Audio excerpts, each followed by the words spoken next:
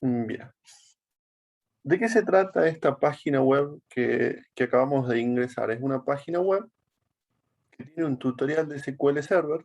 Yo sé que ustedes el lenguaje SQL ya lo manejan, pero no está de más profundizar siempre en este tipo de material. Bien, así que mi recomendación sería ingresen, lean, repasen los comandos básicos, aprendan comandos avanzados y algo que por ahí no usamos mucho en clase o no usaron anteriormente pueden ser, por ejemplo, los objetos de base de datos como vistas, procedimientos almacenados, triggers, hasta quizá índices. Hay algunos que a veces le pregunto si los usaron y la respuesta a veces no usaron ninguno de estos objetos que les acabo de comentar, así que conocerlos es una herramienta más a la hora de hacer aplicaciones.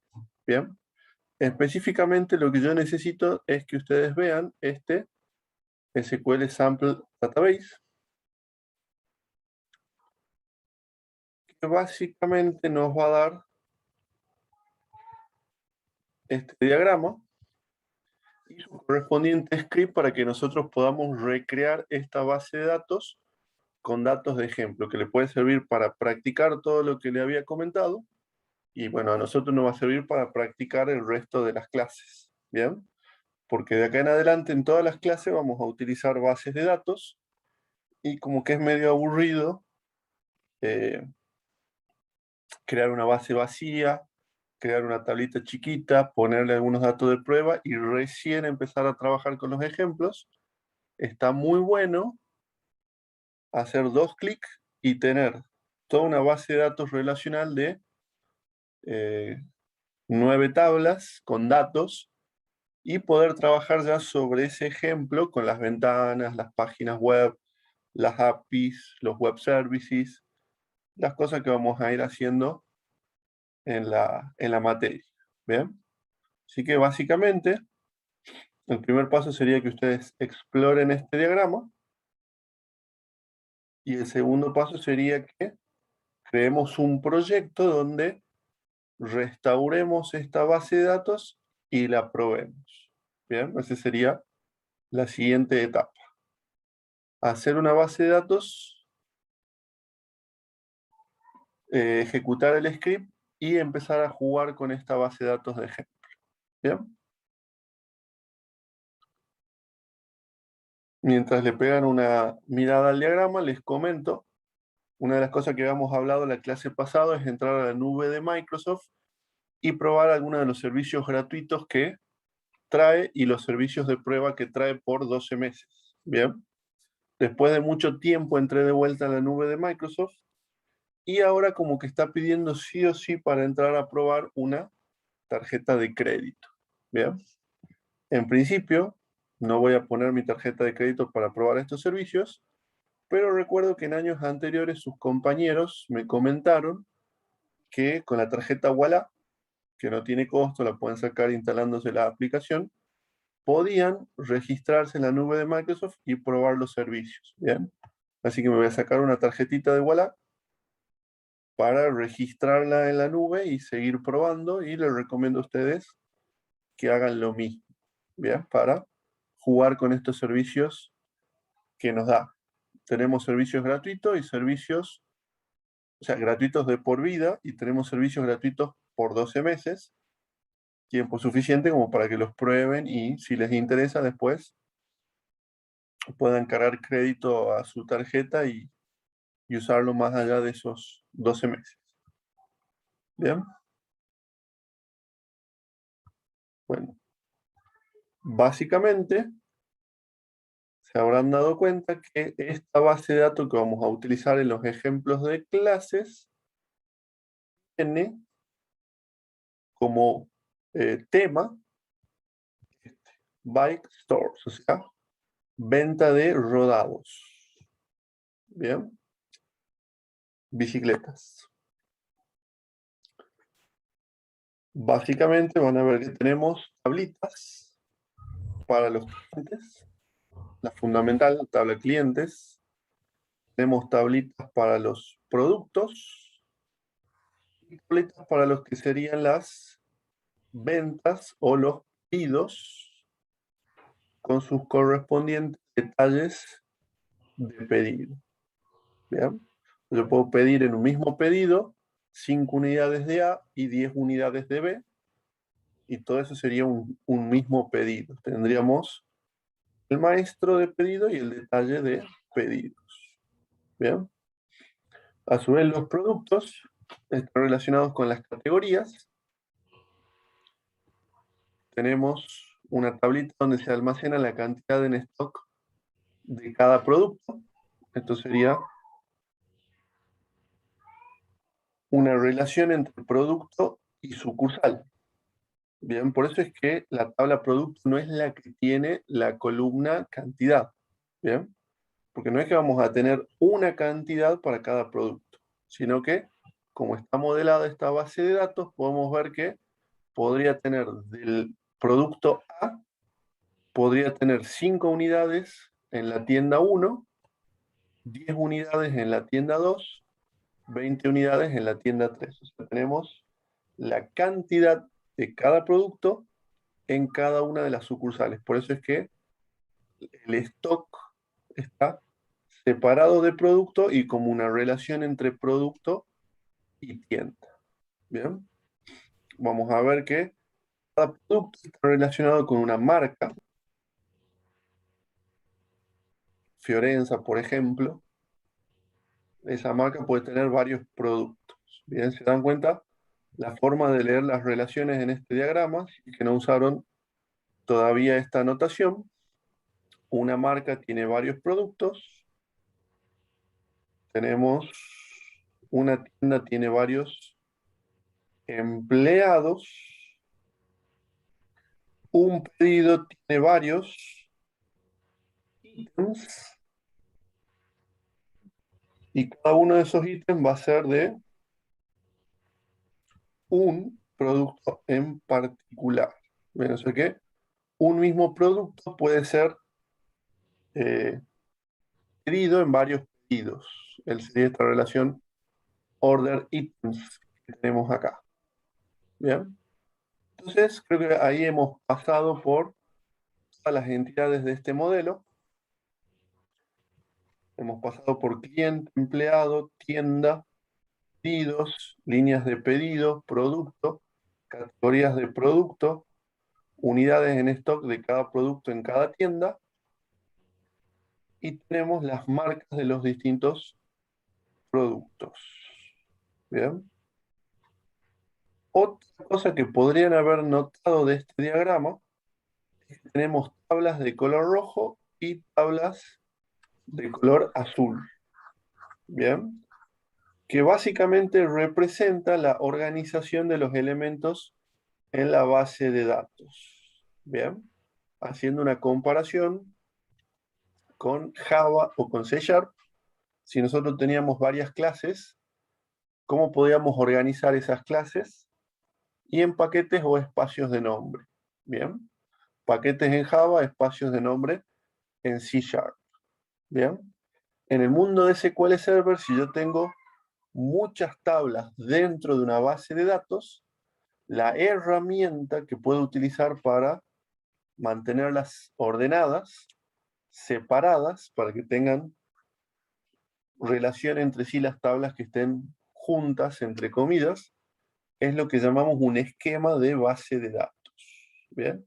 O sea que esta base de datos de ejemplo básicamente va a estar con tablas en el esquema de ventas, con las tablas relacionadas con las ventas, y va a haber un esquema de producción relacionado con los productos que tenemos disponibles. ¿Bien? Quizá no hacía falta separar en esquema esta base de datos porque solamente tiene 9 tablas, pero en la vida real tengo bases de datos que tienen 500 tablas adentro. Se imagina que si las 500 tablas están todas juntitas, sin ninguna separación u ordenamiento, se hace bastante difícil entender qué tablas están relacionadas íntimamente con qué otras tablas. Bien, entonces, el con el elemento esquema nos permite poner todas las tablas que están muy relacionadas entre sí, ordenadas en ese agrupamiento lógico llamado esquema. ¿Bien? No sé si lo habrán usado hasta ahora a los esquemas, pero son bastante fáciles de usar, digamos. Cuando uno crea una tabla, la crea de esta forma. Nombre del esquema, punto, nombre de la tabla. ¿Bien? Y a la hora de hacer las consultas, se realizan select, columnas, from, y en vez de poner solamente el nombre de la tabla, podemos poner el nombre del esquema, punto, nombre de la tabla, para que quede bien claro cuál es la tabla que queremos utilizar. La tabla del esquema ventas, que se llama tiendas, por ejemplo. ¿Bien? Como otros elementos importantes, acá en este ejemplo podemos ver que todas las tablas tienen una columna identity, que sería nombre de la tabla guión bajo ID, identity y primary key. ¿Bien? Lo cual significa que cada vez que agreguemos una fila va a tomar un valor automático para esa columna.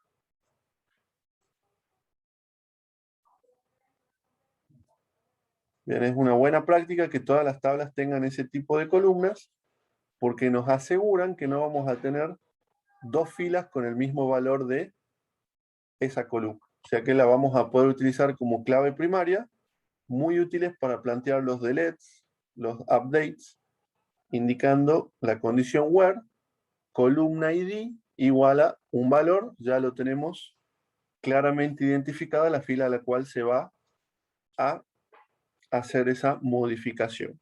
Bien. Es preferible esto a tener una columna, por ejemplo, DNI en una clase persona, en una tabla persona, y que esa columna sea primary key. ¿Bien? ¿Qué problema se le ocurre a ustedes que tendríamos, por ejemplo, para ver, digamos, su experiencia con manejo de base de datos? ¿Qué problema se le ocurre a ustedes que podríamos tener si tenemos una tabla de esta forma?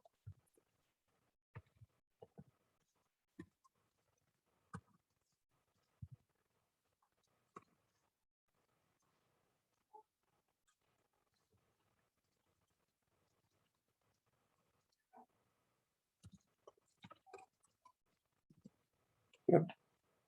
¿Qué opinan?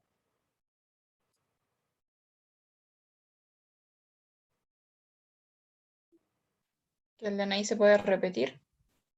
No, porque dice primary key. El motor va a crear un índice y va a validar contra ese índice y no me va a dejar tener dos clientes con el mismo DNI. Así que el DNI se repita no sería un problema en este caso.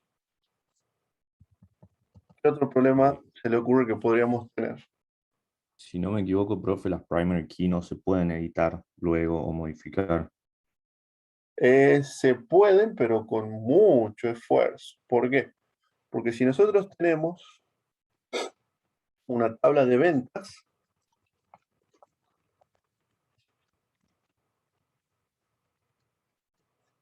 una de las columnas que tendrá la venta va a ser el DNI para relacionarse con el cliente. ¿Bien? Entonces, si yo tengo un cliente y le hice una venta, o tengo un cliente y le hice 10 ventas,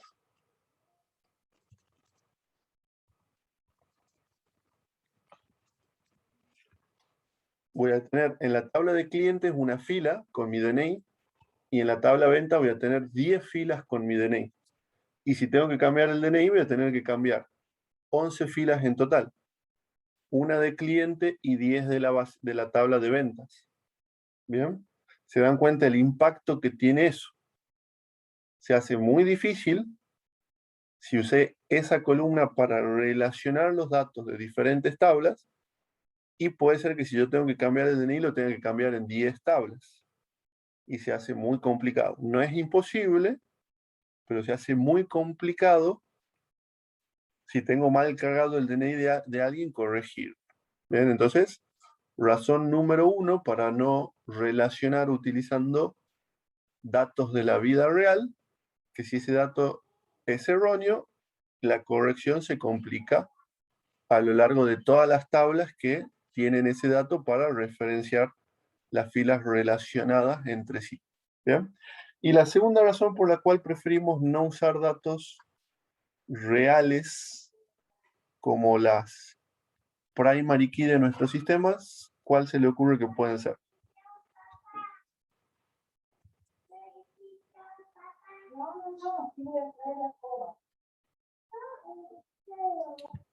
Que tal vez son, al ser reales, se pueden adquirir, son, digamos, deducibles por otras personas, digamos.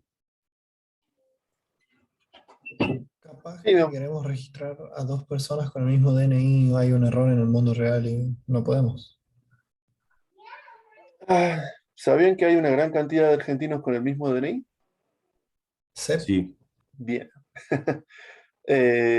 Por eso han inventado el quit, porque tenemos muchísimos DNI duplicados en Argentina. ¿Bien?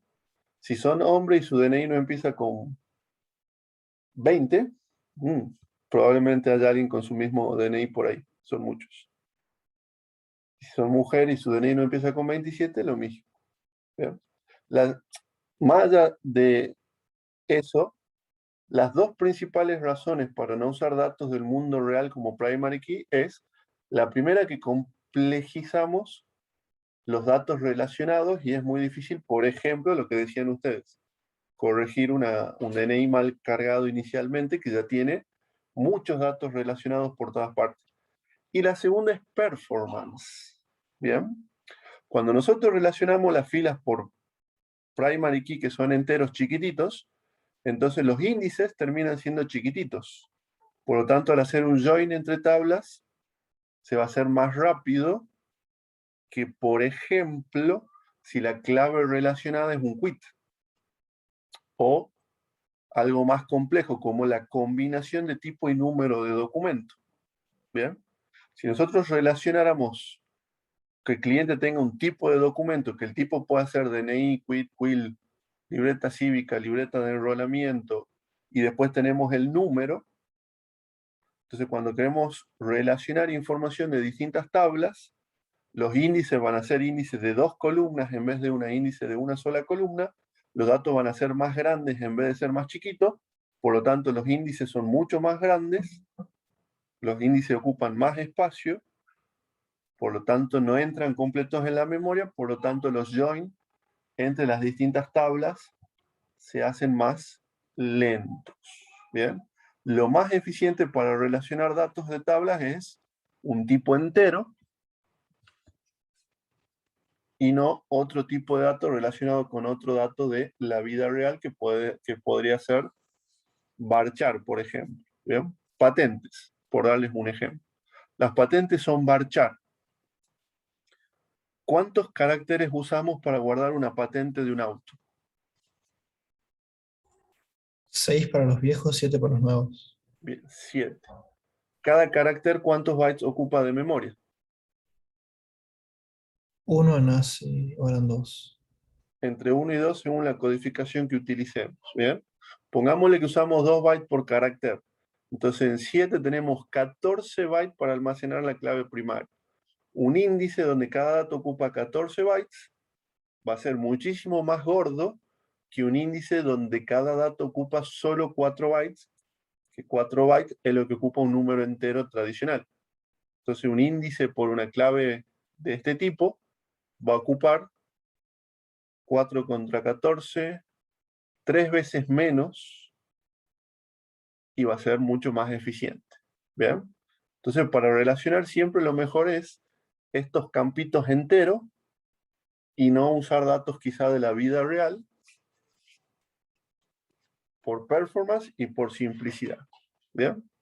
Estas charlas son buenas tenerlas porque si bien no hacen específicamente a C# ni la programación distribuida, son conceptos que por ahí son buenos manejarlos a la hora de implementar las bases de datos y los sistemas. Bien. Bueno, ya teniendo en claro estos conceptos, bueno, acá podemos ver que se usan foreign keys. Son las foreign keys, son formas de decirle a el motor de base de datos, si alguien inserta un producto, verifica que el valor entero de la columna ID de categoría exista en la tabla de categorías. ¿Bien? Entonces, tan simple como decir que voy a hacer una referencia de ID de categoría de esta tabla con ID de categoría de aquella tabla, el motor no va a dejar insertar ningún producto con un ID de categoría inválido. ¿Bien? Si tengo categorías 1, 2 y 3, no voy a poder insertar un producto con categoría 5 porque no existe. ¿Bien? Las foreign key, además de ser útiles para los controles de la integridad de los datos, son útiles porque esta información permite deducir cómo se relacionan las tablas entre sí. Entonces, si yo tengo las foreign key definidas a nivel de tablas, estos diagramas se arman automáticamente. ¿Bien? Entonces, si ustedes hacen sus tablas con foreign key, cuando ustedes pongan un diagrama en su proyecto, automáticamente van a aparecer las relaciones entre las tablas. ¿Bien? Y nos vamos a ahorrar bastante código necesario para relacionar esas tablas entre sí. Por ejemplo, cuando usemos Entity Framework, de una orden vamos a poder navegar a la lista de ítems sin ningún trabajo de codificación. Vamos a tener navegabilidad desde el objeto object hacia sus objetos order items en Entity Framework. Si es que nosotros hemos definido la foreign key a la hora de crear las tablas de la base de datos. ¿Bien?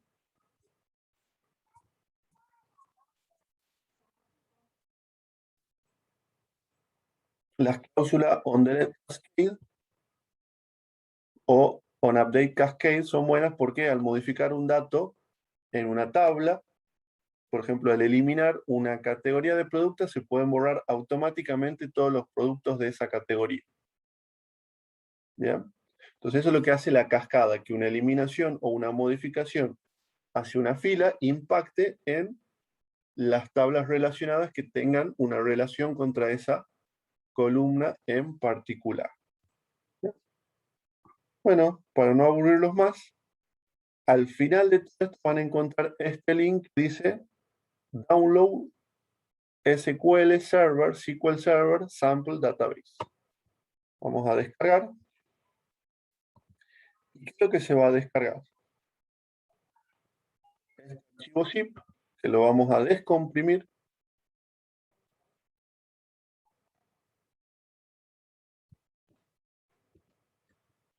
Y vamos a tener tres archivos con extensión SQL que podemos abrir con el bloc de notas. O si tienen instalado una herramienta como el Visual Studio Code o el Notepad++ o cualquiera de estos editores livianos, lo van a poder abrir para ver el contenido. Bien, vamos a ver que en uno de los archivos tenemos la creación de los dos esquemas y la creación de las distintas tablas de nuestra base de datos. En otro archivo tenemos los insert de los datos de prueba.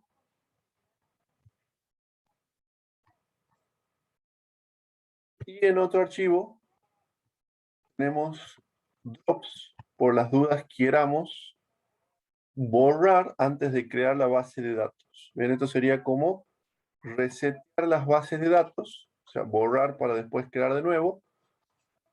Y después de hacer varias pruebas queremos volver al estado inicial. Bien, entonces, ¿cómo hacemos para tener un proyecto con una base de datos ByteStore? Bien, tomen nota de esta parte porque esto lo vamos a hacer muy seguido en todos los proyectos que vienen a continuación. ¿Bien? Como que ahora va a ser crear un proyecto, cargar la base de datos de prueba y empezar a ver el tema de cada una de las clases. ¿Bien? Entonces vamos a abrir Visual Studio.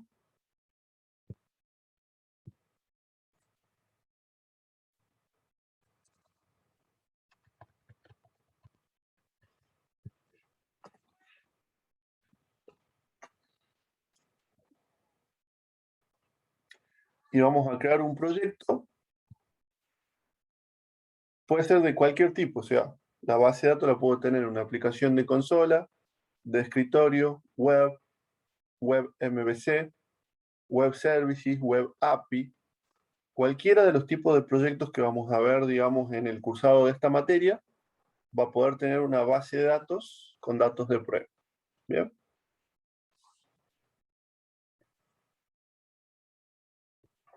Para el ejemplo, ya que venimos probando los formularios web de ASP.NET, estaría bueno seguir con formularios web de ASP.NET. Así que, como plantilla vamos a poner ASP.NET y vamos a elegir del listado esta opción. ¿Bien? La opción que dice aplicación web ASP.NET y entre paréntesis .NET Framework. ¿Bien? Aplicación web ASP.NET entre paréntesis Net Framework. ¿Bien? Le poníamos un nombre, elegíamos una carpeta destino, nombre para la solución. Hasta ahora estamos trabajando con soluciones de un único proyecto, así que por ahí no tiene mucho sentido cambiarle el nombre. Versión de framework dejamos el 472 o el que tengan ustedes en la lista desplegable y hacemos clic en crear. Bien, de vuelta. Si elegimos cualquiera de estas opciones vamos a tener muchos elementos que por ahora no nos interesan, así que vamos a ir con una plantilla vacía con soporte para formularios web. Y bueno, es opcional el HTTPS, yo lo voy a sacar. La vez pasada lo dejamos puesto, ahora lo sacamos, no hay mucha diferencia. Entonces tenemos aplicación web ASP.NET, .NET Framework, formularios web form, o sea, con soporte para formularios. Decidí sacarle el HTTPS y hacemos clic en crear.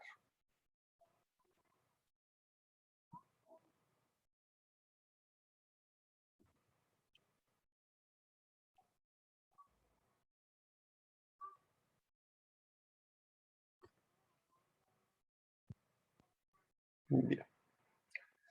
Tenemos nuestra solución. Tenemos nuestro proyecto. No tenemos ninguna página web, así que vamos a agregarle alguna paginita web de prueba. Botón derecho, agregar, nuevo elemento. Y de la sección web elegimos formulario web form. Nombre, le vamos a poner de nombre default ASPX. Hacemos clic en agregar. Vista de diseño. Y escribimos hola mundo.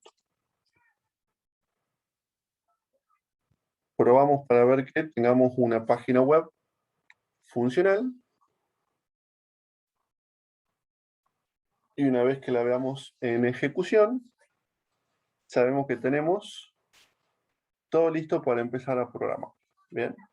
Hay un servidor web que está corriendo en este momento. El navegador le pidió default ASPX. Del otro lado, el servidor web procesó y ejecutó el código C# lo cual generó código HTML, que es el que se devolvió al navegador y que el navegador renderizó con ese hola mundo que estamos visualizando. ¿Bien? Entonces el navegador es el cliente, el servidor web, el servidor que se comunica con el cliente y ejecuta el código C# y entrega al cliente el HTML que se visualiza o renderiza de esta manera. ¿Bien? Detenemos el proyecto y agregamos en nuestro web application, agregamos un nuevo elemento. Esto ya lo hicimos la sesión anterior. De la sección datos, vamos a seleccionar base de datos SQL Server.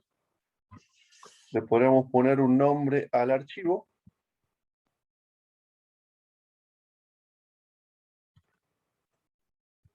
Por ejemplo, db.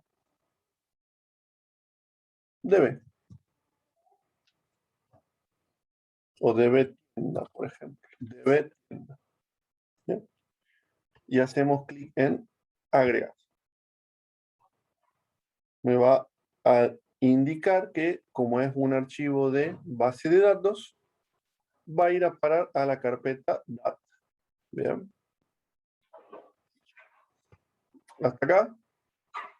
Nada nuevo, todo este proceso ya lo habíamos hecho la clase pasada que hemos trabajado con Ado.net para trabajar con las operaciones básicas insert, update, delete y select a nuestra base de datos. Bien, aquí viene lo nuevo. ¿Qué es lo nuevo? A la izquierda, en el explorador de servidores,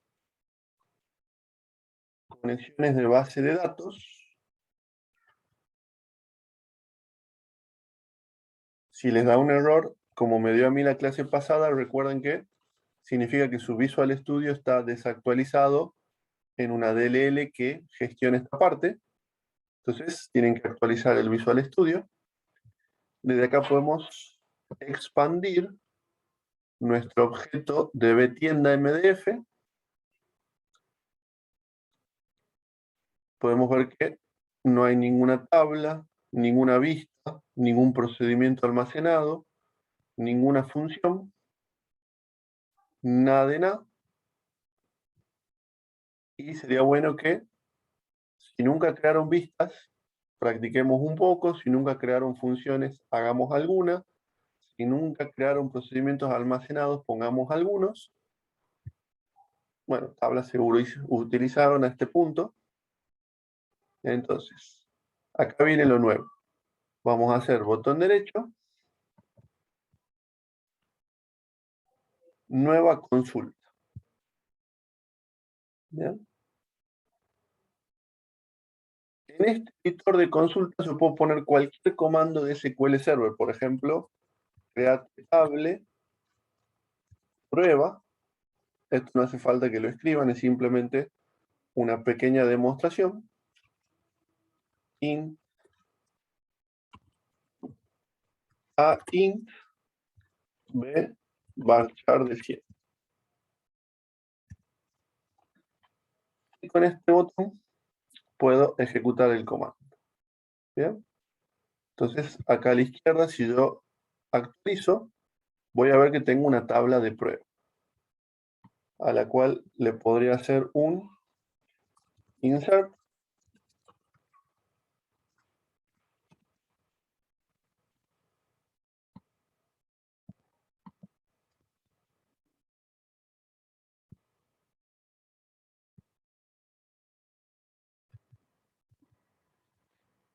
Acá me faltó la palabra clave values.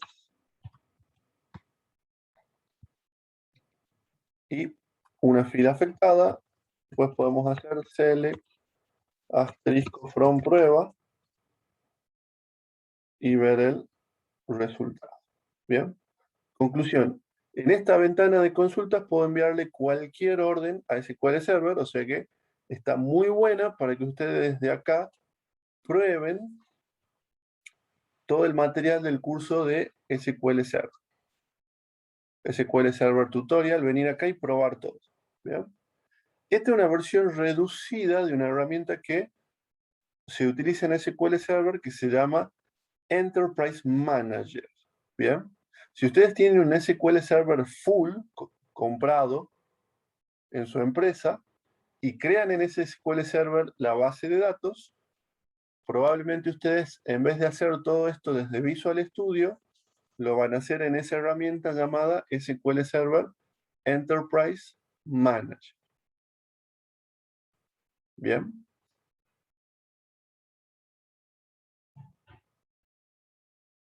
Entre paréntesis, estaría muy bueno que si nunca instalaron SQL Server versión full, lo instalen para muchas de estas pruebas. ¿Bien? Sería el equivalente al Heidi SQL o al MySQL Workbench. Son herramientas cliente que nos permiten conectarnos al motor y enviar órdenes. ¿Bien? Entonces lo único que necesitamos hacer es pegar acá nuestros scripts que hemos descargado de SQL Server Tutorial y tengo abierto en el Notepad++. Primero vamos a ejecutar el script que crea los objetos.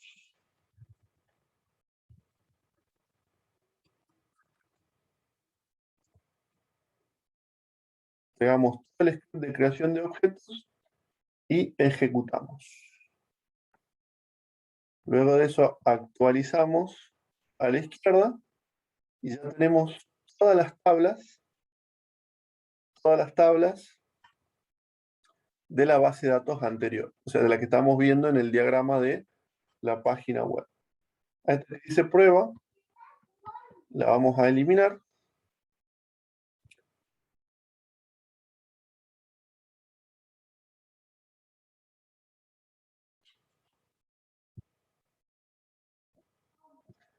Podemos ver que cada tabla indica, entre paréntesis, en qué esquema se encuentra.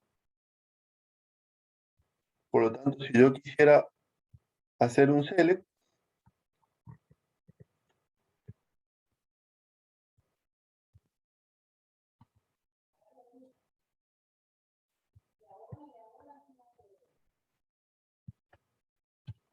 tendría que hacerlo de esta manera. Select asterisco from, nombre del esquema, por ejemplo, sales, punto, nombre de la tabla, customers. Y ejecutamos. ¿Bien? Como se observa en el resultado, nuestra tabla de clientes sigue sin datos. Así que ahora vamos a copiar y ejecutar el script titulado carga de datos, load data. Copiamos.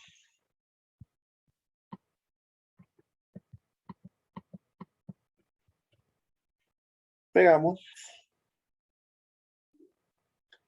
Y ejecutamos. Bueno, acá una pequeña advertencia.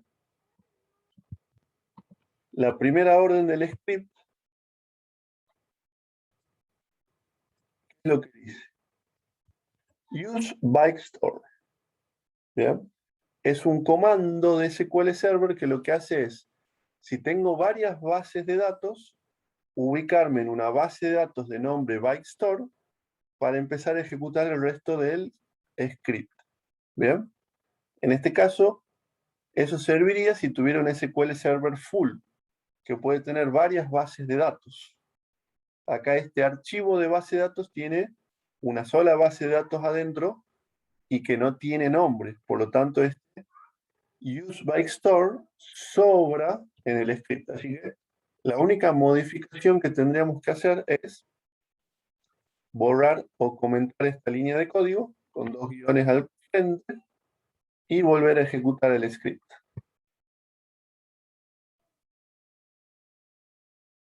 Perfecto. Veamos si funcionó.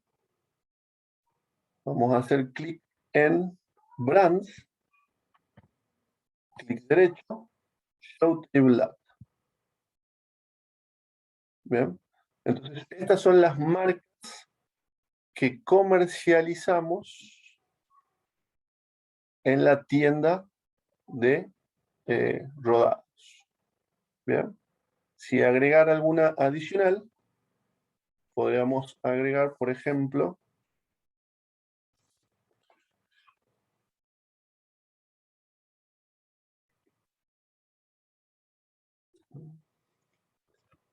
prensa. Observen cómo automáticamente el ID se incrementa en 1. ¿Bien? Exploremos la tabla categorías del esquema Production. Vamos a ver que tenemos estas categorías. Vendemos bicicletas de camino, bicicletas de montaña, bicicletas eléctricas, bicicletas para chicos, entre otras categorías de bicicletas. Veamos los productos.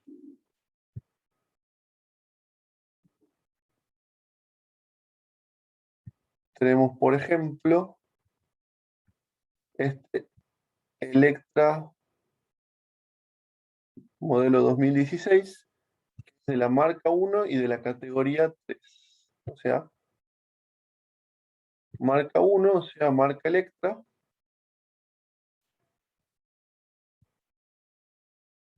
Categoría 3 es bicicletas de tipo crucero. No sé cuáles serán esos tipos de bicicletas. Pero bueno, estos son los productos que tenemos.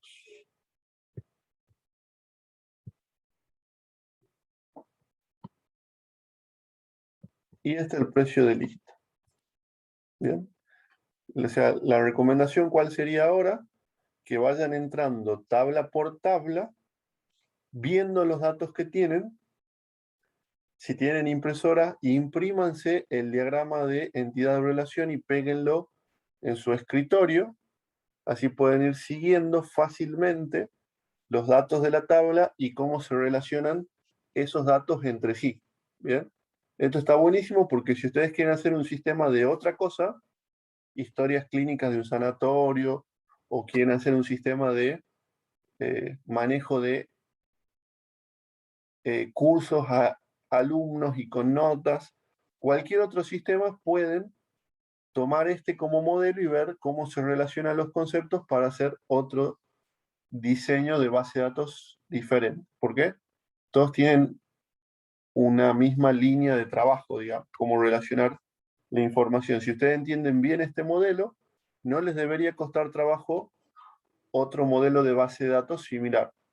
Sistema para manejo de expensas, por ejemplo.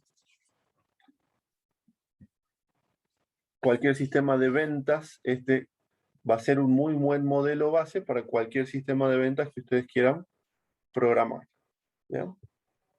Acá la tabla de stock. Tenemos 27 unidades del producto 1 en la tienda 1.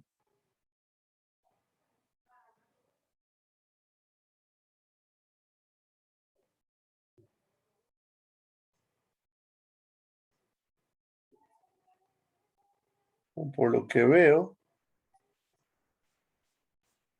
ahí está. En la tienda 2, acá lo podemos ver, tenemos 14 unidades del producto 1. En la tienda 1,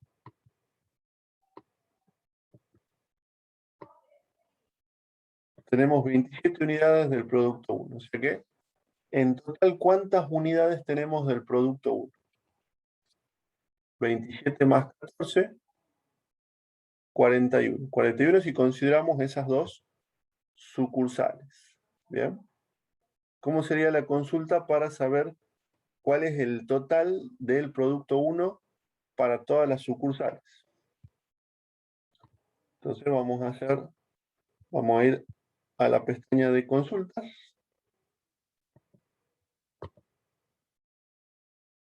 Profe, una. Le escucho.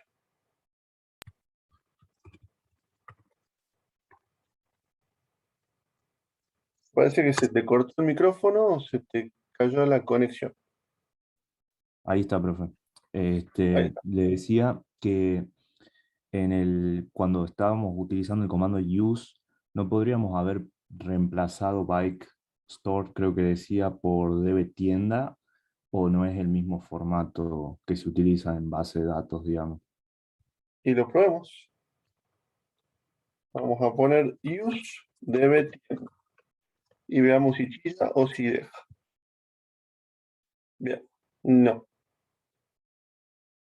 No estaría utilizando el nombre del archivo físico de la base de datos como nombre de la base de datos en sí misma.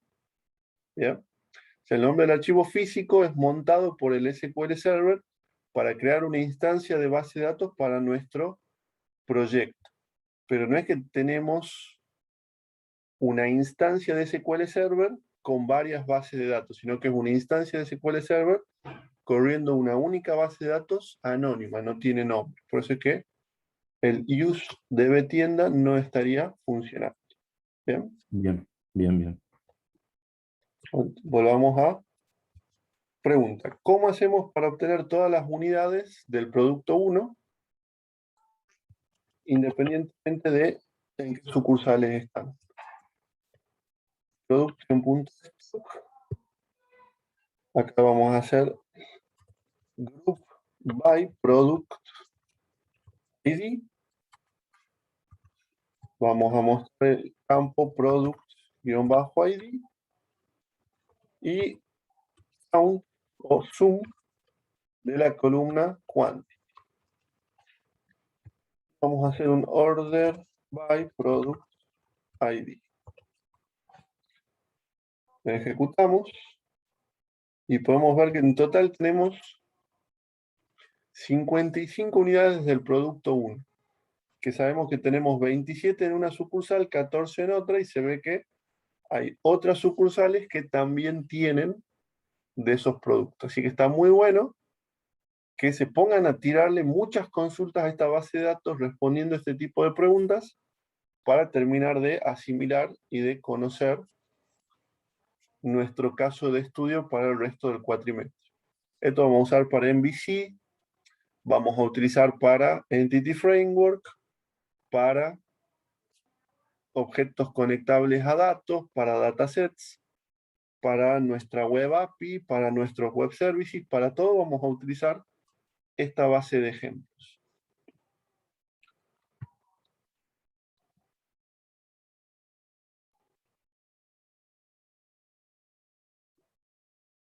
Bien.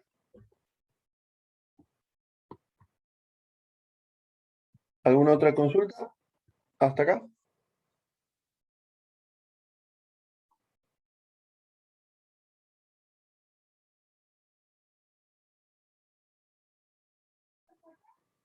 Bien.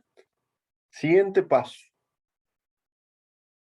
Hagamos una base de datos que use, hagamos una página web que use esta base de datos. Bien.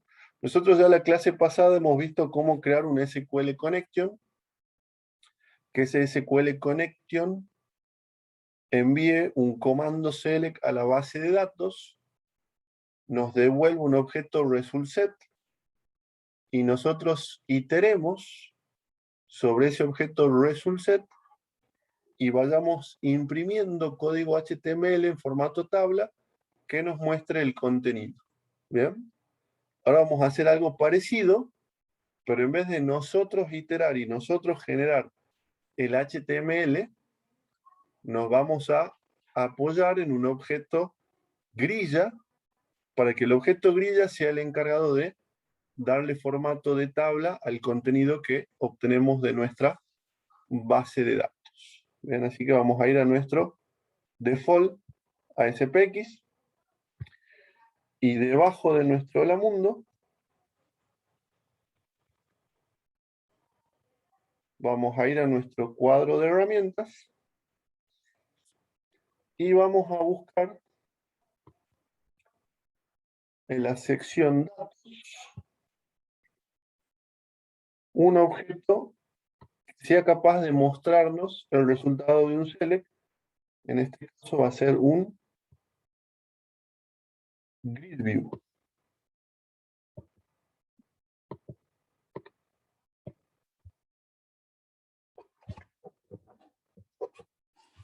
Bien. Entonces, es un componente conectable a datos.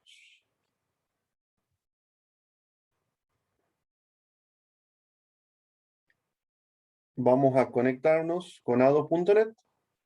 Recordemos que lo podemos hacer en un evento botón. Al presionar el botón, aparezcan todas las filas de la tabla, o también lo podemos hacer programándolo en el evento load. Si yo lo programo en el evento load, se va a ejecutar, ni bien se muestra la página, pero si lo programo en el evento del botón 1 clic, los datos se van a mostrar recién cuando sea presionado el botón. Bien, ustedes después elegirán si prefieren de una u de otra manera. Bien. Entonces repasemos lo que vimos en clases anteriores.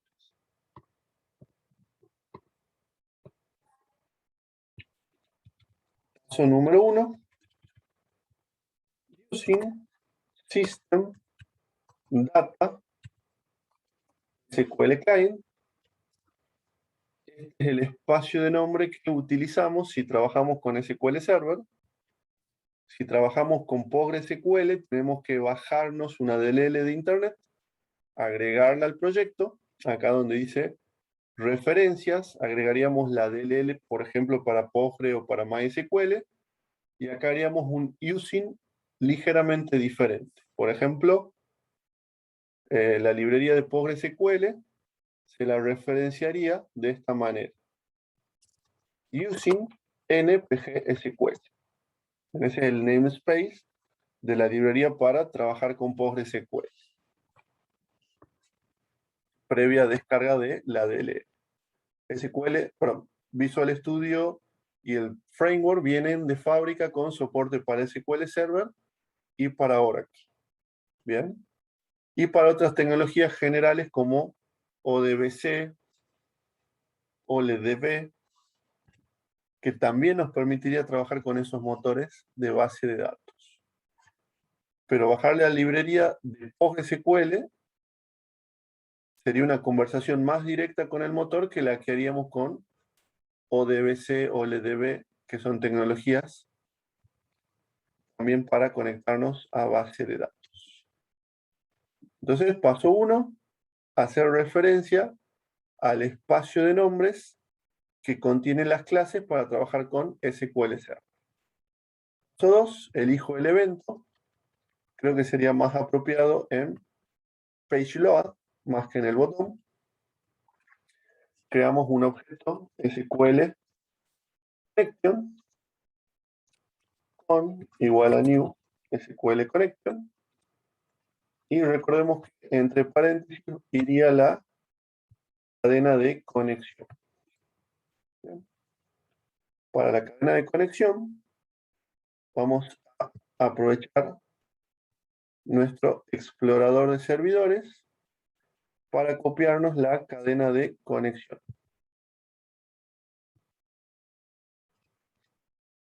Y vamos a pegar acá entre comillas dobles la cadena de conexión. Y para que no nos aparezca este error en esta barra invertida, recordemos que lo que teníamos que agregar antes de la comilla doble era una arroba. ¿Bien? Eso le quita el significado especial a la barra invertida y el error que nos está dando acá el compilador. ¿Bien? Entonces, paso 1, tenemos nuestra SQL Connection configurada. Vamos a crear un SQL command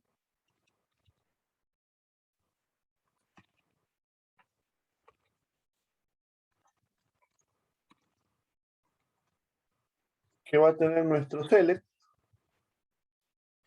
Por ejemplo, select asterisco from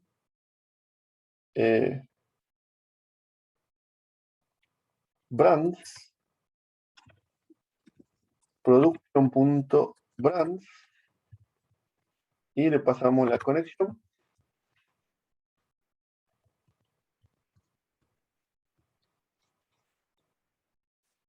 Después hacemos comando.executeReader y esto nos va a devolver un objeto SQL.reader que sería nuestro equivalente a nuestro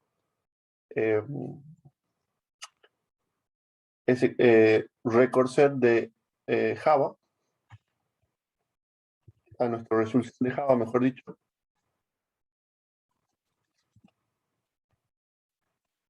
Creo la conexión, creo el SQL command, ejecuto el reader. Recordemos que antes de ejecutar teníamos que abrir nosotros la conexión. No es como Java que se abre solita la conexión. Luego cerrar nosotros la conexión.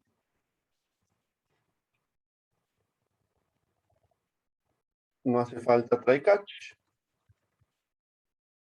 Y antes de aventurarnos más allá, sería bueno probar hasta este punto cómo vamos con el código.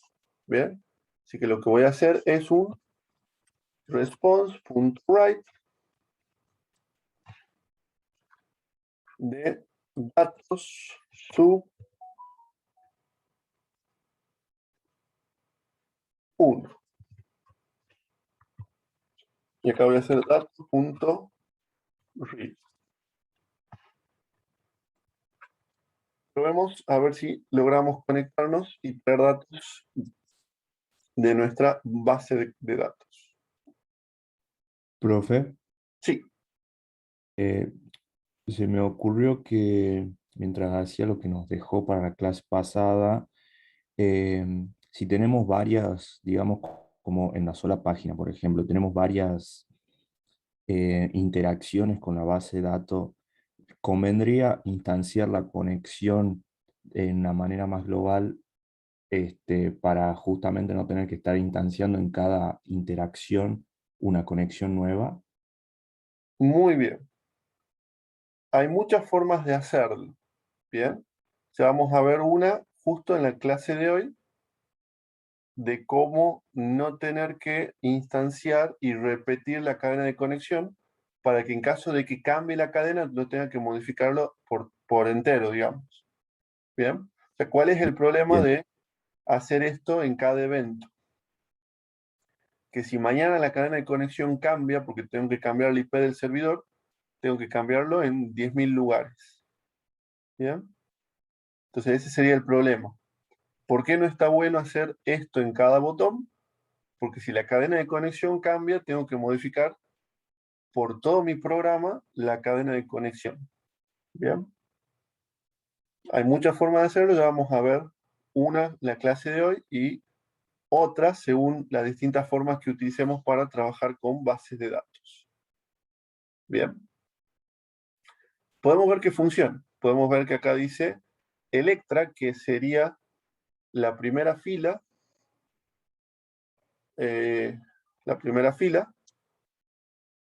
segunda columna de la primera fila de la tabla de marcas. Bien. Entonces ahora lo que vamos a probar es lo siguiente.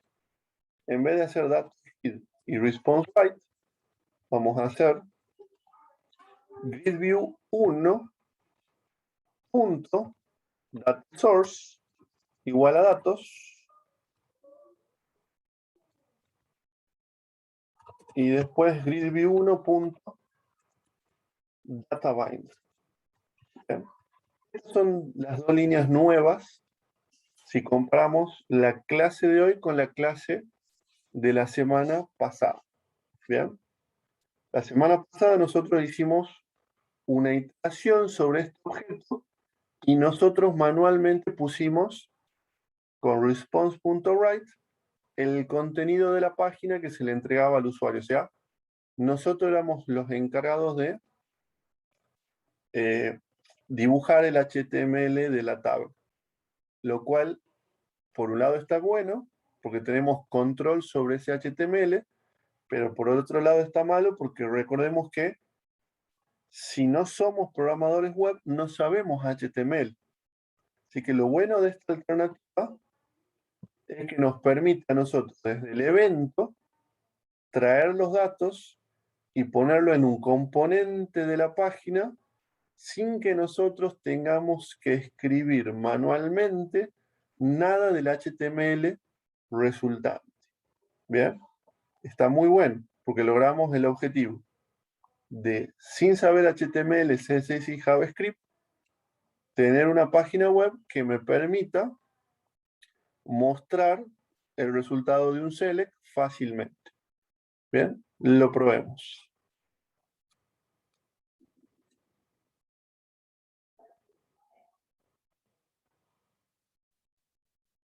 ¡Tatán! Miren qué bonito. El objeto GridView1 es un atributo DataSource que puede referenciar a cualquier objeto que contenga datos. Cualquier objeto que contenga datos lo puedo asociar a mi GridView1.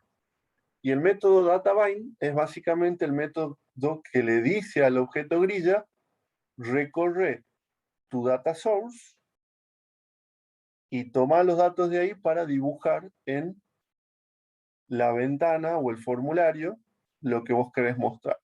¿Bien? Entonces, objetivo cumplido. Tengo una ventana que me permite a mí mostrar una tabla y no sé nada de HTML. Muy bueno. ¿Bien? Ahora nosotros podemos personalizar este objeto GridView1 si nos vamos a la vista de ASPX. Hacemos clic en el GridView. Tenemos acá este Smart.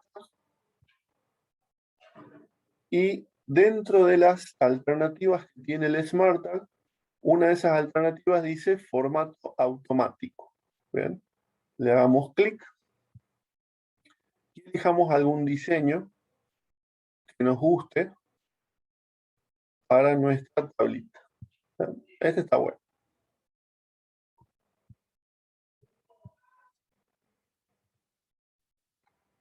Este también. Bueno, voy a aceptar y ejecutar. ¿Bien? De vuelta, ventajas y desventajas. Desventajas, no es responsive. No responsive. No tenemos control sobre el HTML. Ventajas, simplicidad. No tenemos control sobre el HTML. ¿Bien? Trabajamos. Sí le puedo dar estilo, sí puedo meterle un CSS si es que sé algo de JavaScript. Entonces, acá es donde tenemos que pensar para quién está orientada esta aplicación. ¿Bien? A esta aplicación se la va a acceder por un celular. Si se la va a acceder por un celular, sí sería deseable que sea responsive, obviamente. Si el usuario final va a ser un usuario cliente, podríamos decir, sí está bueno que sea responsive porque hay una altísima probabilidad de que el usuario entre de un celular a hacer una transacción muy específica. ¿Ya? Ahora, si este sistema es un sistema empresarial, lo más probable es que no se utilice desde un celular, porque no sería cómodo trabajar desde un celular con una interacción constante en un sistema. ¿Bien? Porque la pantalla del celular es chiquitita, la interacción es menos, o sea, tenemos menos espacio, menos elementos, tratamos de ser más concretos en los dispositivos móviles, pero si por ejemplo estoy haciendo una aplicación para que mis proveedores se comuniquen conmigo a través de un sistema, lo más probable es que mi proveedor lo haga desde una PC. Y si lo hace desde una PC, esto está buenísimo. No es responsive y ni me interesa que sea responsive. Lo que le interesa a mi proveedor es que pueda consultar mi stock de productos, que pueda consultar o que yo consulte de él, que cargue los pedidos. Todo ese tipo de interacciones es muy probable que sean hechos desde una PC y no desde un dispositivo móvil. Así que la pregunta que ustedes se tendrían que hacer es, el usuario de mi aplicación va a ser más probable que lo acceda con dispositivo móvil o con PC. Depende de la aplicación. ¿Bien? Si lo más probable es que acceda de una PC, los formularios ASP.NET Form están buenísimos porque me permite hacer de una manera muy rápida, muy ágil, con poco trabajo, formularios que me permitan hacer búsquedas, listados, etcétera, sobre los elementos. Muy poco esfuerzo. ¿Bien? Profe, Sí. le hago un pequeño aporte, si así se puede decir. O sea, si uno va a la pestaña de código que ahí le genera, vio el código como CS, HTML, una cosa así, sí, digamos, alguna vez le metí mano y sí he puesto varias cosas de HTML, CSS y JavaScript pelado, por así decirlo. Y sí, sí se puede, incluso pude ponerle clases de Bootstrap y todo. Así que digamos que sí se puede también personalizarlo un poco más. Bien. Está muy Como, bueno el aporte. Sumo otro aporte adicional ya que entraste en ese tema. Si uno quiere realmente tener control sobre el HTML generado y un control bastante bueno, uno tiene estos otros componentes que son el repeater, que permite que uno defina el código de cada uno de los elementos que se va a mostrar. Pero termina siendo más trabajoso quizá que directamente plantear una solución donde yo genere todo el código HTML.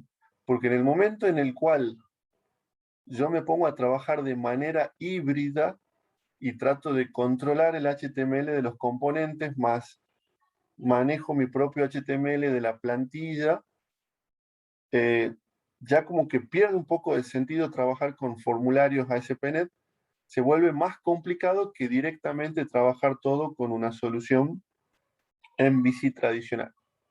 ¿Bien? O sea, sí, obviamente tienen previsto la posibilidad de que uno pueda personalizar el estilo, tocar algo del HTML generado, pero en mi opinión y mi experiencia termina siendo mucho trabajo y complicando mucho el código. Yo soy un programador que siempre trata de que el código sea lo más simple posible, porque a la hora de modificarlo, otro programador capaz que lo tiene que hacer o uno mismo eh, después se tiene que enfrentar con esos engendros donde mezcla código propio con código generado automáticamente y se mete muy dentro de los componentes y uno termina complicando el código, complicándose uno mismo las modificaciones futuras. ¿Bien?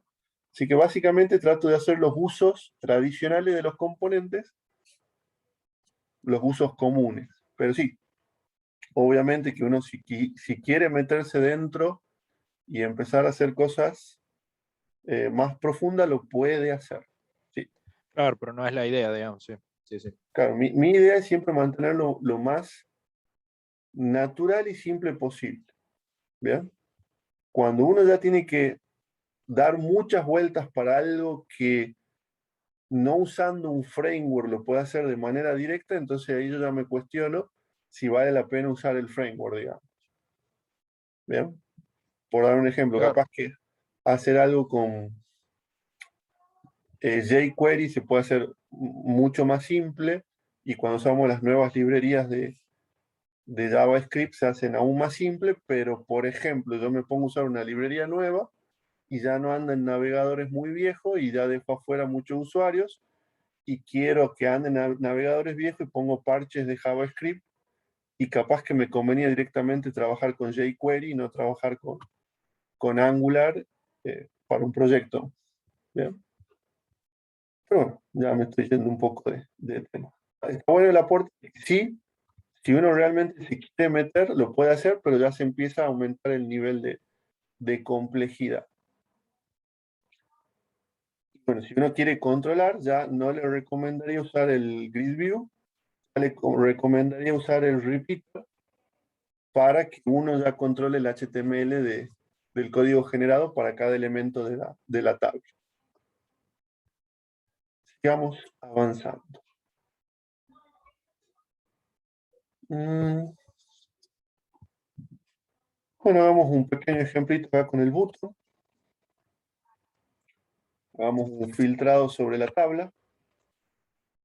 Pongamos nuestro text field.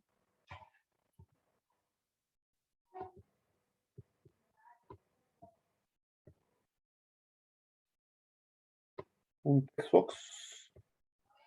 Y programemos el botón.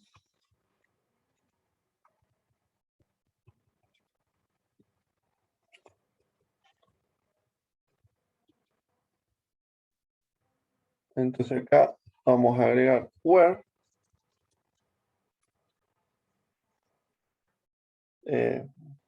¿Qué columna teníamos? Vamos al diseño.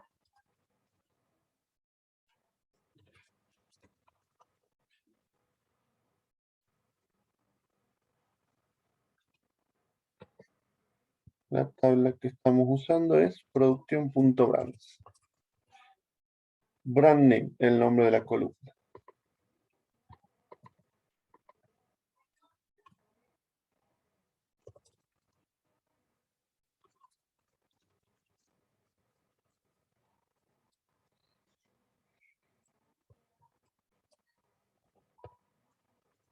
Y acá vamos a concatenar. Recuerden que esto de concatenar lo hacemos por ahora con fines didácticos.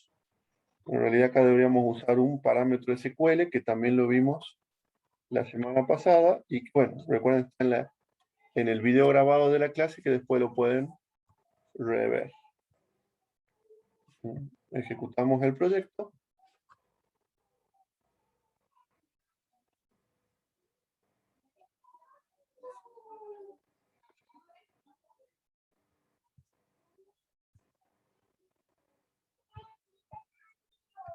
L y presionamos el botón. Aparece filtrado elect. Bien. ¿Por qué tengo dos tablas? Veamos qué dice. Que tengo dos grid views.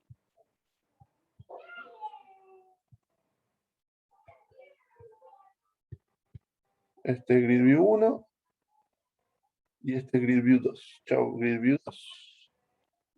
No sé por qué se agregó un segundo grid view. Ahí está, vamos de vuelta.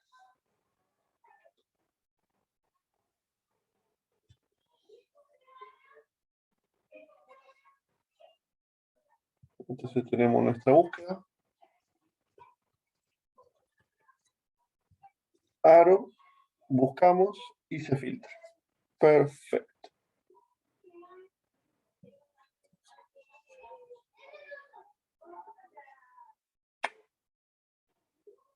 Bien.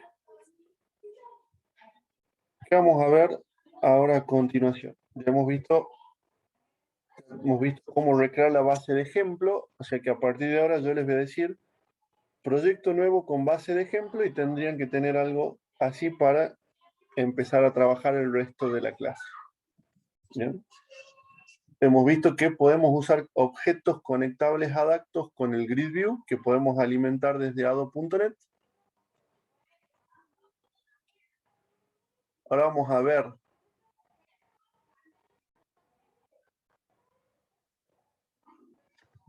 cuánto tiempo nos queda, 1 hora. Bien.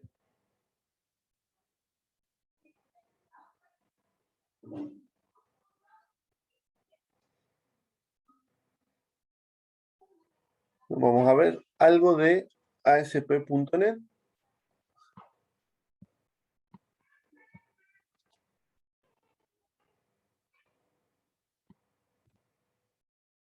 Y un poquito más de ado.net y con eso terminaríamos la clase de hoy. ASP.NET. Voy a agregar un nuevo elemento a mi proyecto. ¿Bien? Dentro de la sección web vamos a buscar en el listado,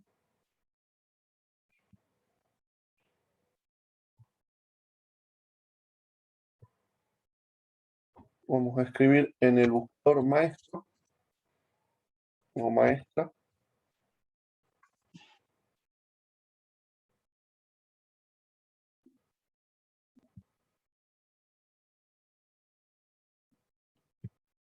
Y esta es la opción que vamos a utilizar.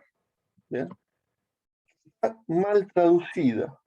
¿Bien? Porque acá dice webform con página maestra. Y en realidad lo que debería decir es página maestra solamente. Pero en versiones anteriores de Visual Studio, el nombre de este elemento era un poco más claro. Bien. Observen que al elegir este elemento, el nombre del archivito va a terminar con .master. Bien. Con eso nos damos cuenta qué es lo que estamos agregándole al proyecto. Bien. Estamos agregando una página maestra.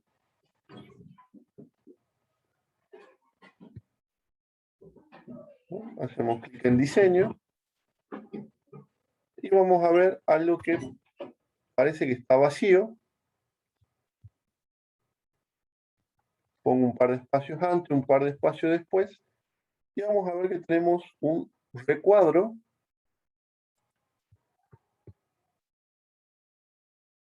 que si hacemos clic en este recuadro nos va a aparecer una etiqueta que dice Content Placeholder.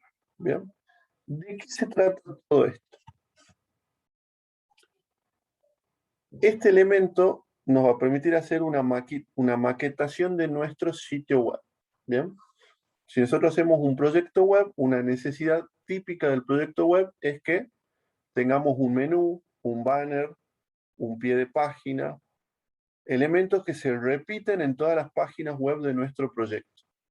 Imaginemos que tenemos 10 páginas web y en las 10 ponemos el banner. Entonces, se darán cuenta que si tenemos que cambiar el banner, tendremos que modificar 10 páginas web. Lo mismo con el menú.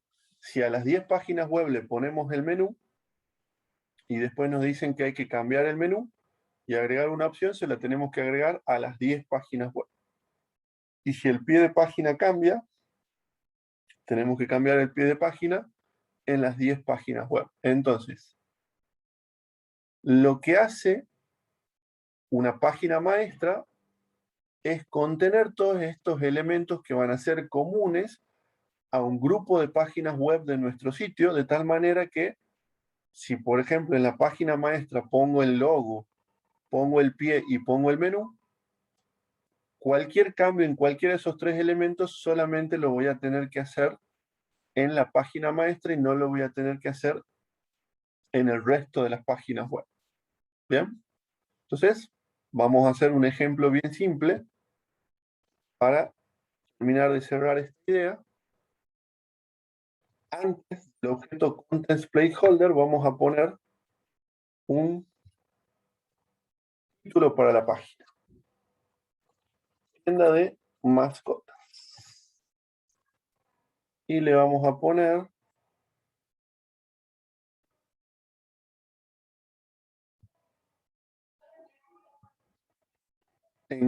hacer clic en código y vamos a escribir la etiqueta H1 como para ir aprendiendo un poquito de HTML.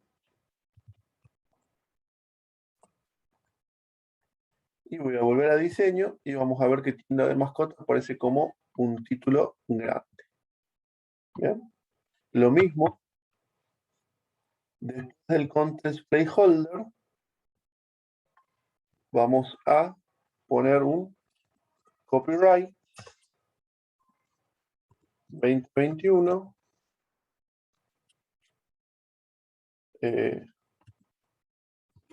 páginas company SRL. ¿Bien?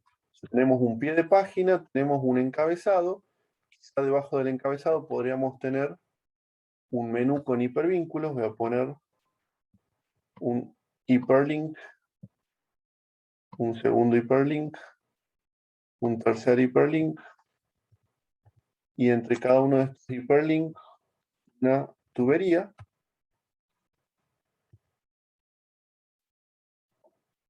Entonces, como que va de a poquito tomando forma de página web. ¿Ya? Voy a guardar los cambios. Bueno, ahí nos dice si queremos guardar los SQL, no hace falta, pero ya que estamos los guardamos. Ya definimos nuestro primer master page de nuestro sitio. Podríamos tener varios. Podríamos tener un master page con opciones para usuarios logueados y un master page con las opciones públicas, por ejemplo. Probemos. Hacer una página que tenga alrededor esta master page. Voy a agregar a mi proyecto un nuevo elemento. Vamos a usar de vuelta el buscador para poner maestra. Y ahora vamos a elegir la primera opción, que dice formulario web con página maestra. ¿Bien? Hacemos clic en agregar. Acá nos da para elegir cuál de todas las master pages de nuestro sitio queremos utilizar como página maestra. Tenemos uno solo, lo elegimos. Hacemos clic en diseño. Y observen que me aparece solamente para editar la parte central. Y acá vamos a poner, ¿qué nombre le puse a este formulario?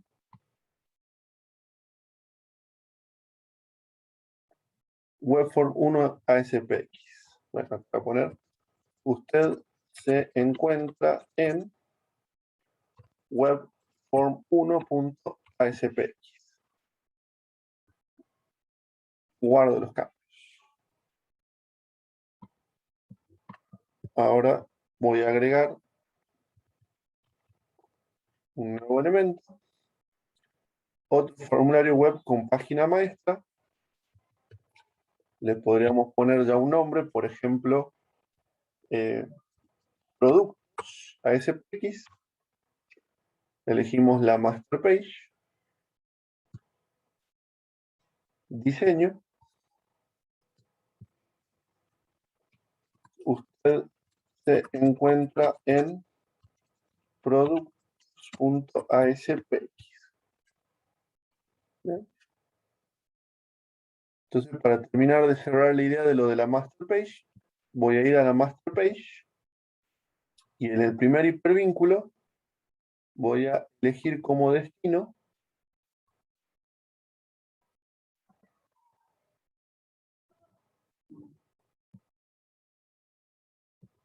como texto voy a poner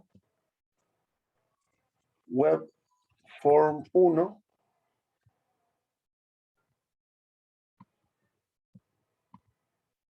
y en la propiedad Navigate URL voy a poner Webform 1.aspx. O sea, cuando haga clic en este hipervínculo voy a el primer formulario.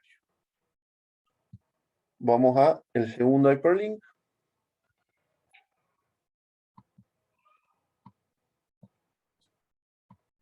Vamos a poner productos. Ahí modifiqué el ID, quería modificar el texto. Productos. Y la propiedad Navigate URL va a apuntar a productos.aspx. Bien. Con estos pequeños cambios estamos listos para probar nuestra master page. Ejecutamos el proyecto.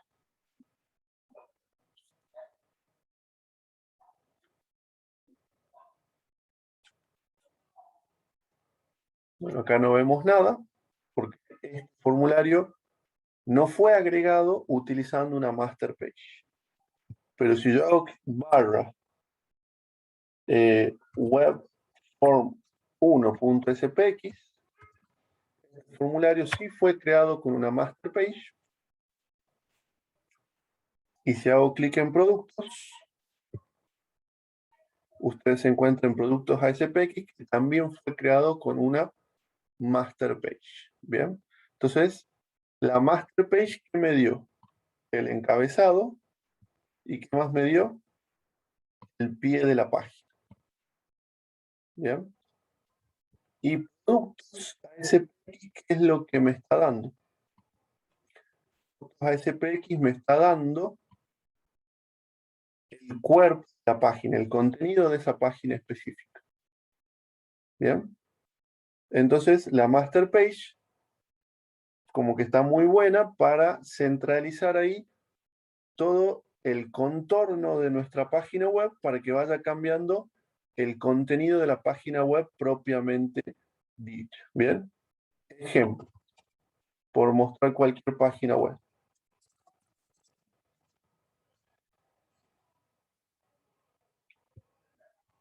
Observen esta página web.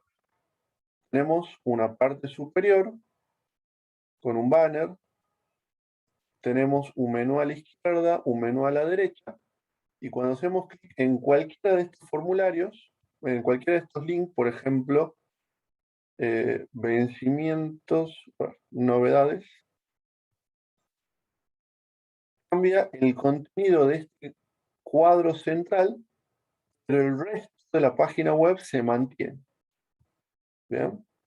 Hacemos clic en autoridades, misma idea, cambia el cuerpo central y el resto de la página web se mantiene. ¿Bien? Entonces, este elemento central sería el formulario específico que estamos programando. Por ejemplo, un listado de las sucursales. Sería un formulario específico. Y todo el contorno de la página web sería la master page. De tal forma que si tuviéramos que cambiar cualquier elemento del menú, lo cambiaríamos en un único archivo y no tendríamos que modificar todos los archivos de nuestra aplicación. ¿Bien?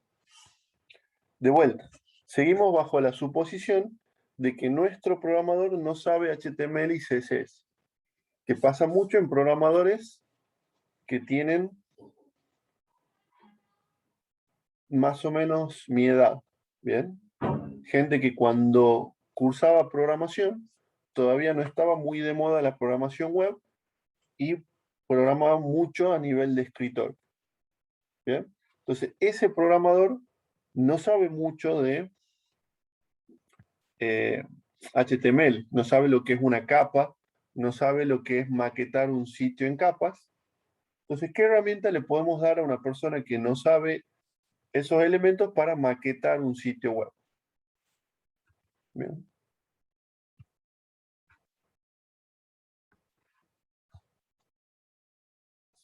La herramienta que se utilizaba para maquetar cuando recién sale la web era el concepto de tablas.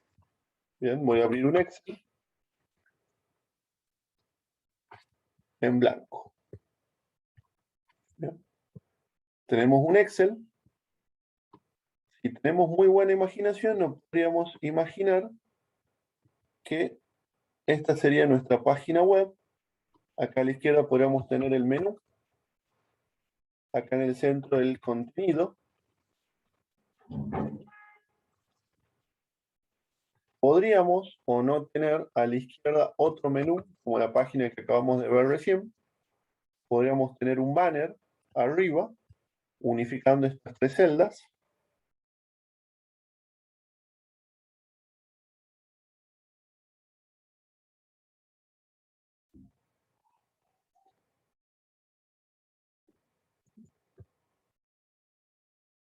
¿Dónde estás? Combinar celda que no te estoy viendo.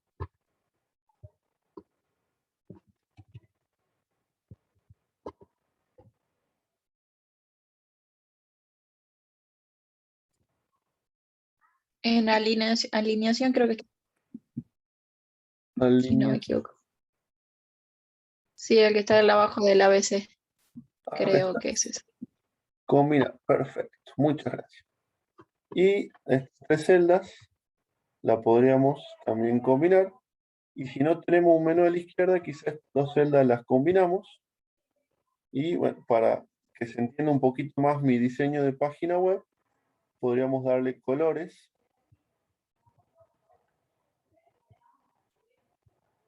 Por ejemplo, voy a poner el pie con un color de fondo azul, la cabecera con un amarillo, el menú de la izquierda con un verde y el contenido central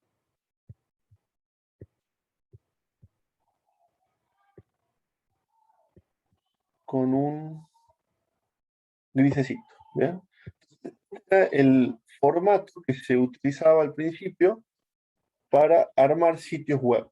Básicamente, la maquetación o la estructura del sitio web se podía armar utilizando tablas y combinando celdas para darle el formato que nosotros queremos. Acá vamos a poner banner y acá vamos a poner de página. Este es un estilo de páginas web muy común que podemos ver en internet. ¿Bien? Otro estilo podría ser tener el menú a la derecha, otro tener el menú arriba y no tenerlo ni a la izquierda ni a la derecha. Son distintas alternativas. ¿Bien? Pero lo importante de esto es este concepto que puedo estructurar el contenido de la página web utilizando una tabla para ubicar los elementos espacialmente. ¿Bien? Utilicemos ese conocimiento en combinación con la master page. Voy a agregar a mi aplicación un nuevo elemento. Buscamos maestra en el buscador. Elegimos Web4 con página maestra, que de vuelta está mal traducido.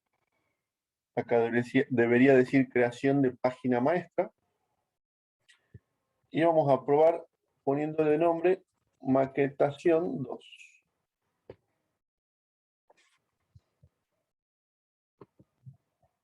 Entonces, vamos a agregar un par de líneas en blanco al final. Y acá vamos a insertar una tabla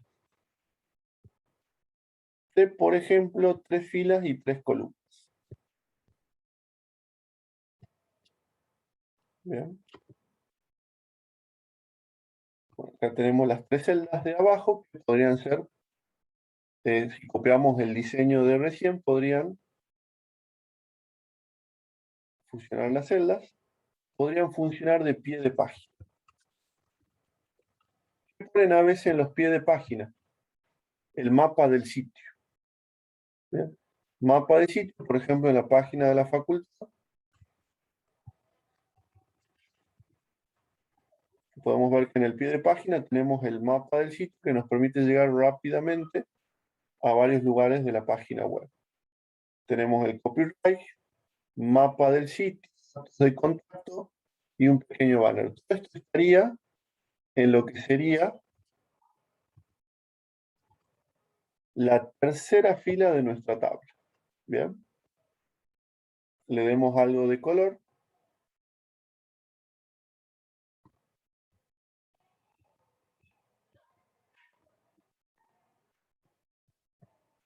Si tenemos un estilo CSS lo podemos elegir por acá. Si no, en Style podemos crear un estilo. Fondo, background color, azul. ¿Bien? Ahí le hemos puesto un estilo a ese elemento celda de la tabla. Bien. Recordemos, se llama maquetación por tabla.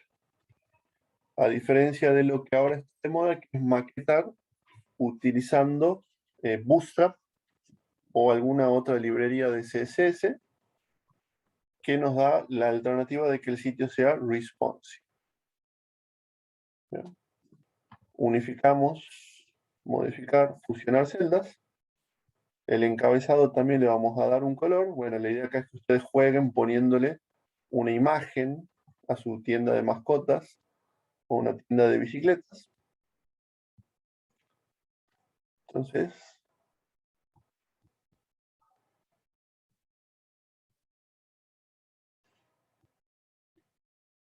background color, mora.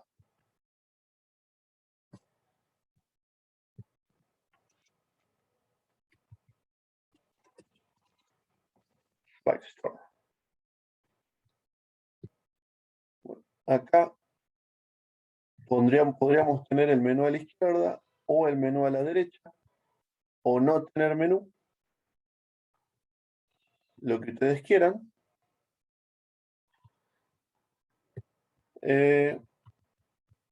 Alternativa A, fusiono estas 3 celdas y obtengo una sola fila donde va a estar el contenido cambiante, que sería lo más apropiado si mi contenido va a ser muy ancho. O sea, usar menús a la izquierda, menú a la derecha, cuando el contenido va a ser muy ancho, no es una muy buena opción, porque imagínense que queremos mostrar una tabla de 20 columnas y vamos a querer aprovechar todo el ancho de la pantalla en mostrar las 20 columnas y no tener un menú a la izquierda. ¿Bien?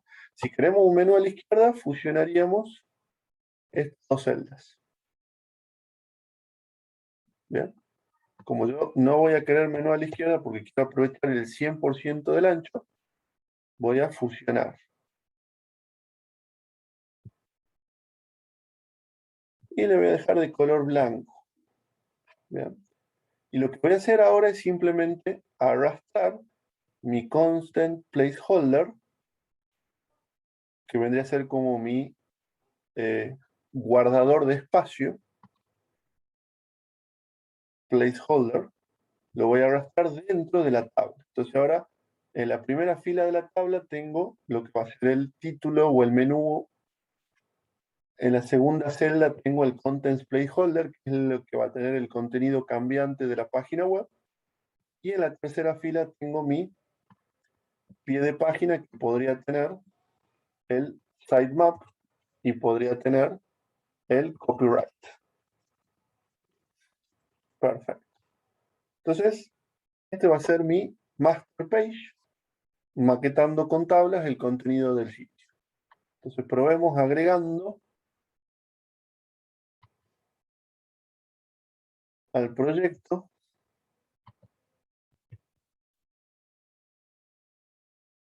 nuevo elemento,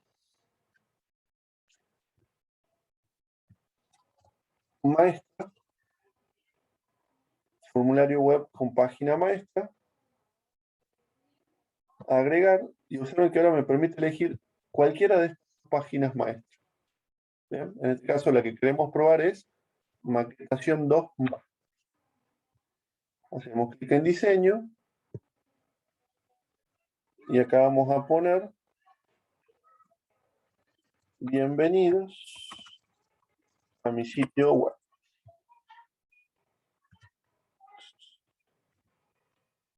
No dude en consultarnos.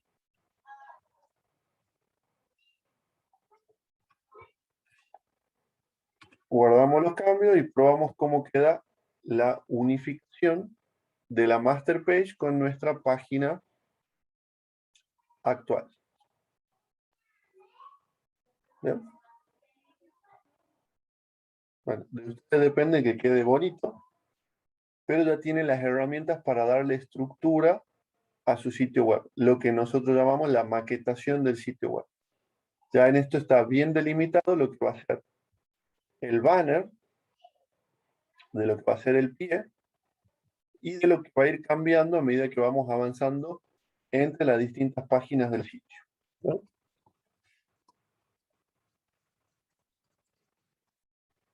¿No? Por ejemplo, en la página de la facultad se utiliza el diseño de maquetación. Tenemos una parte superior que podría ser una fila de tabla que se repite en todas las páginas web con este menú desplegado. Justo esta no. Oferta académica, ingeniería en sistemas. ¿Bien? Observen, todas las páginas del sitio repiten este banner con este menú desplegado. ¿Bien? Las páginas del sitio tienen el sitemap abajo con este banner y con esta línea de copyright. ¿Bien? Y en el centro va cambiando los distintos contenidos de cada sitio web. ¿Bien? Entonces, si nosotros necesitamos, una vez que ya tenemos esta maquetación hecha, avanzar con la maquetación del sitio para los distintos elementos, y ya podríamos, dentro de cada celda, por ejemplo, vamos al maquetación 2 master, y podría reemplazar estos tres elementos por una nueva tabla, insertar tabla, una tabla que tenga 3 filas y una columna. Entonces, ahí ya he dividido en 3 el pie, y ya puedo tener una fila de una tabla para copyright,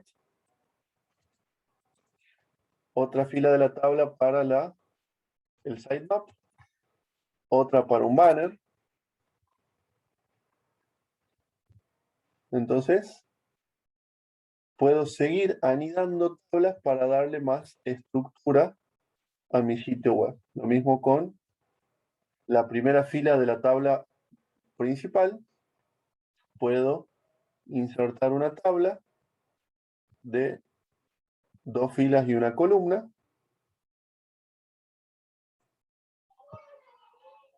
donde en una de estas 2 filas voy a poner una imagen de banner y en la segunda voy a poner el menú. ¿Bien? Entonces lo que tengo acá que estoy utilizando es una tabla de 3 filas y una columna, y luego en la primera celda tengo una segunda tabla de 2 filas y una columna, y en el pie tengo otra tabla de una columna y 3 filas. Y así le voy dando la estructura al sitio web. El sitemap en sí mismo también podría ser otra tabla que sea de una fila y 3 columnas, donde acá podría poner e-commerce. En la celda de esta podría poner e-commerce, comunidad,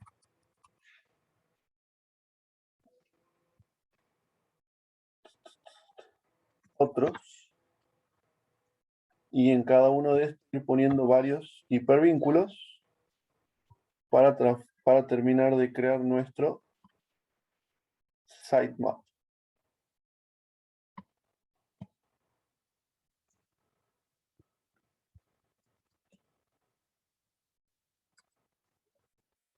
Creo que se entiende la idea.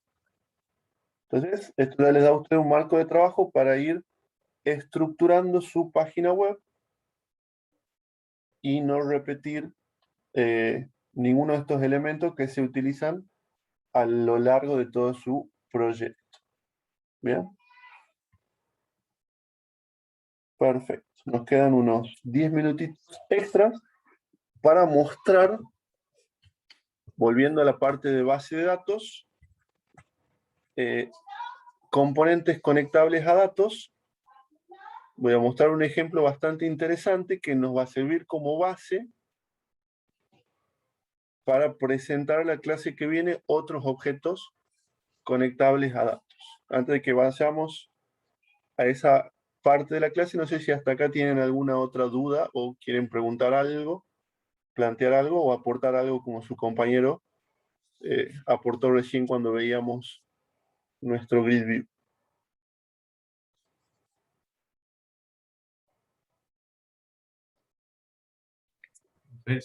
Se puede editar CSS desde el mismo entorno Visual Studio. Sí, o sea, nosotros podemos agregar archivos CSS, podemos Una vez que tenemos los CSS definidos acá desde class, lo podemos seleccionar. O sea, podemos ir acá donde dice código. Observen que tenemos acá definido código CSS en línea. ¿Bien? También se puede hacer referencia.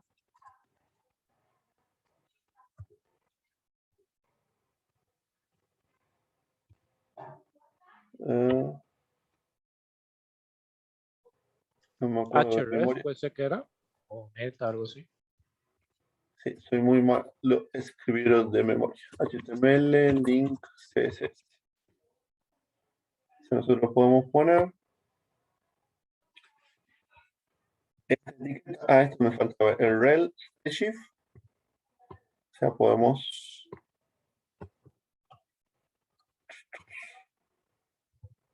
agregar una referencia a un archivo CSS y poner el archivo CSS en nuestro proyecto.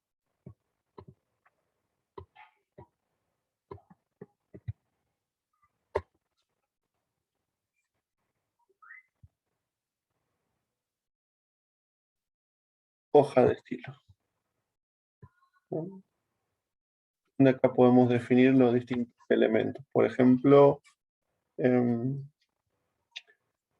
título,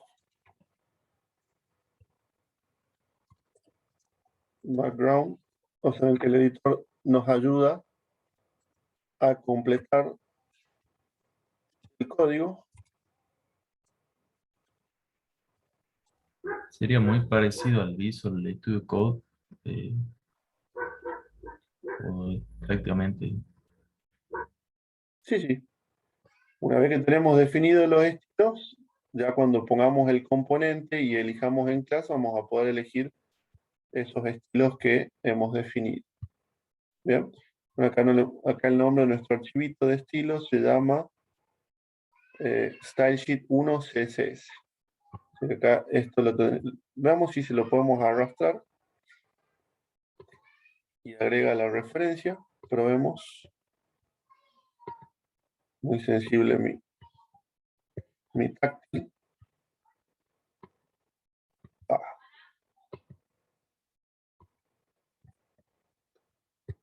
Está muy sensible. Bueno, probablemente si lo arrastro me ponga este link restyle automáticamente, pero como muy sensible no lo puedo probar.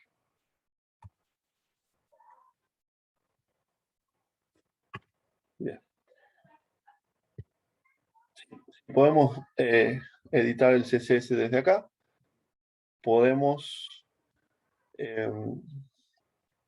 parametrizar bastante los componentes estos de HTML.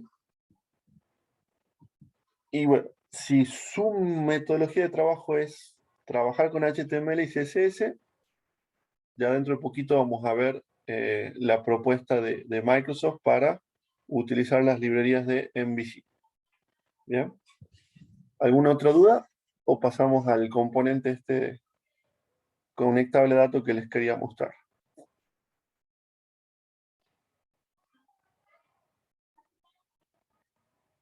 Ninguna duda, profe.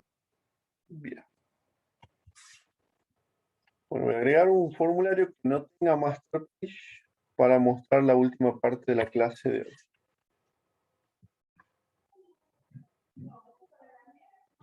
Un diseño. Bien. De vuelta, con esta forma de trabajo heredada de la programación visual, yo podría no escribir ninguna línea de código, directamente soltar un objeto grid view, cualquiera de estos objetos conectables a datos, como el form view, voy a poner el grid view. Y no querer programar nada de código C#. ¿Bien? Yo acá podría elegir como origen de datos un nuevo origen de datos, base de datos de SQL, poniendo un identificador para esta base de datos, dándole un nombre a esta base de datos, elegir mi archivito de tienda MDF. Me pregunta si quiero guardar esta cadena de conexión. Esto está relacionado con lo que hablábamos al principio, de centralizar en un único lugar la definición de la conexión. Vamos a ver dónde va a parar esto. Siguiente. Siguiente. Finalizar. Anterior. Vamos a anterior. Voy a agregar acá una opción que dice avanzadas. Generar, insert, update y delete.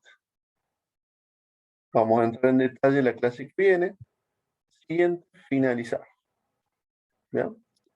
Y acá voy a habilitar paginación, ordenación, edición, eliminación, selección. Y le voy a dar un formato, como habíamos hecho recién, con un colorcito.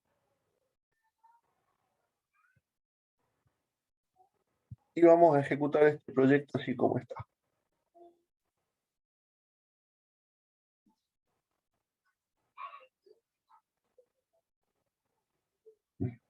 Brands. Se está quejando de que no encuentra brands porque le está faltando el nombre del esquema. Vamos a hacer clic acá en código y donde está el select, vamos a buscar el select.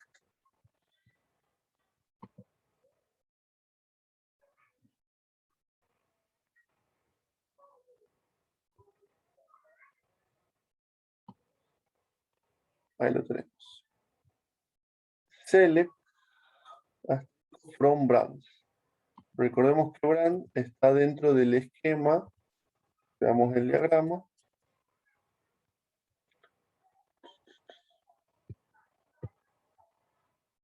Producción. Entonces vamos a agregar production.brands.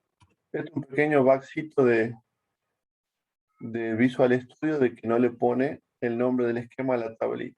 Pero bueno, se soluciona fácil. Si no hubiera tenido nombre de esquema, esto andaba de una. Si el ejemplo no tenía esquema, esto andaba de una. Le tuve que poner a mano. Vean, hice drag and drop, elegí la base de datos, elegí la tablita, puse que tenga comandos de insert y fíjense, tengo botón para eliminar, tengo botón para editar, puedo confirmar o cancelar, puedo ordenar por marca, puedo ordenar por brand ID, si tuvieras varias filas tendría paginador, todo, 0 línea de códigos. Bien. Arrojé el componente conectable a datos, lo configuré para indicar de dónde obtiene los datos, parametricé un poco su comportamiento y lo tengo ahí listo para visualizar y cierto manejo y cierto nivel de manipulación de este objeto GridView. Bien, sobre esto vamos a trabajar la clase que viene, componentes conectables a datos que nos van a permitir fácilmente programar algunas cosas comunes con bases de datos y dejar la programación de bajo nivel de Ado.NET ya para cosas más específicas que no puedan resolver estos componentes conectables a datos de fábrica. ¿Bien? Lo único que les quería mostrar de acá es que hemos agregado el componente, lo hemos personalizado desde el Smart, este que tenemos acá, y que el archivo web.config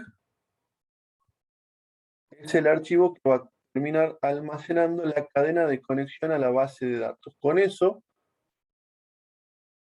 todo mi proyecto va a usar una misma cadena de conexión y si tengo que cambiar algo, lo voy a cambiar solamente en el archivo web.config y no tengo que cambiar por entero en mi proyecto la cadena de conexión si se cambia algo de mi base de datos.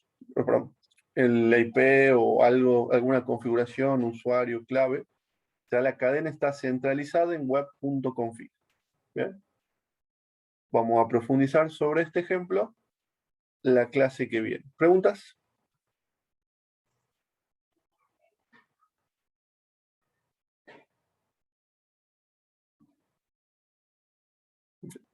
¿Qué les recomendaría como práctica?